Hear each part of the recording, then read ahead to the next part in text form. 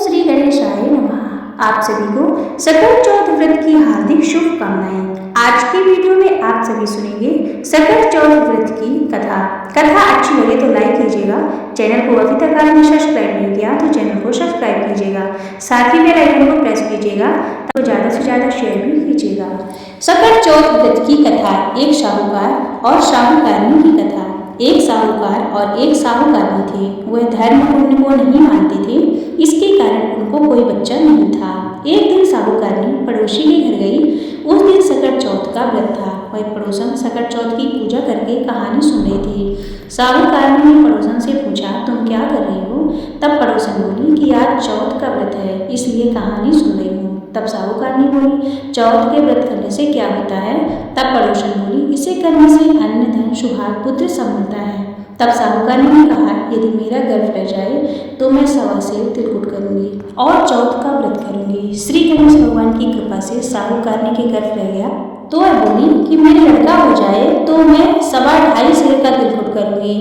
कुछ दिन के बाद उसका लड़का हो गया तो वह बोली कि हे चौथ भगवान, मेरे बेटे का विवाह हो जाए तो 5.25 सेर का तिलकुट करूंगी। कुछ वर्षों बाद उसकी बेटी का विवाह तय हो गया और उसका बेटा विवाह करने चला गया, लेकिन उस साहूकारनी ने तिलकुट नहीं किया। इस कारण से चौथ देव क्रोधित हो गए और उन्होंने उसे फेरे से उठाकर एक पीपल के पेड़ पर बिठा दिया। सभी वर को खोजने लगे पर वह नहीं मिला। हताश होकर सारे लोग अपने अपने घर को लौट गए। इधर जिस लड़की से साहूकारनी का विवाह लड़के के साथ होना था, वह अपनी सहेलियों के साथ गौर पूजने के लिए जंगल में दूध लेने गई। तभी रास्ते में पीपल के पेड़ से आवाज आई, वो मेरी अर्धव्याही। यह बात सुनकर जब लड़की घर आई तो उसके बाल में धीरे धीरे सूखकर काटा होने लगी। एक दिन लड़की की माँ ने कहा, मैं तुम्हें अच्छा खिलाती हूँ, अच्छा पहनाती हूँ, फिर भी तुम क्यों सूखती जा रही हो? ऐसा क्यों? तब लड़की अपनी माँ से बोली कि वह जब भी दूध लेने जंगल जाती है तो पीपल के पेड़ से एक आदमी बोलता है कि ओ मेरी अर्धव्याही, उसने मेहंदी लगा रखी है और शहरा भी बांध रखा है। तब उसकी माँ ने पीपल के पेड़ के पास जाकर देखा तो वह उसका जमाई ही था। तब उसकी माँ ने जमाई से कहा, यहाँ क्यों बैठी हो? मेरी बेटी को अर्धव्याही कर दी, अब क्या लोगे? साहूकारनी का बेटा बोला, मेरी माँ ने चौरी माता ने चौथ का तिलकुट बोला था लेकिन नहीं किया, इसलिए चौथ माता ने नाराज होकर यहाँ बिठा दिया है। ये सुनकर उस लड़की की माँ ने साहूकारनी के घर गई और उससे पूछा कि तुमने सकट चौथ का कुछ बोला है क्या? तब साहूकारनी बोली, तिलकुट बोला था।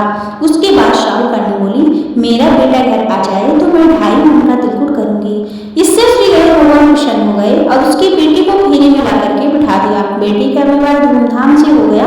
जब साहूकारनी के बेटा एवं बहू घर आ गए तब साहूकारनी ने 2.5 मन का तिलकुट किया और बोला कि हे चौथदेव, आपके आशीर्वाद से मेरे बेटा बहू घर आए हैं, जिससे मैं हमेशा तिलकुट का करके व्रत किया करूंगी।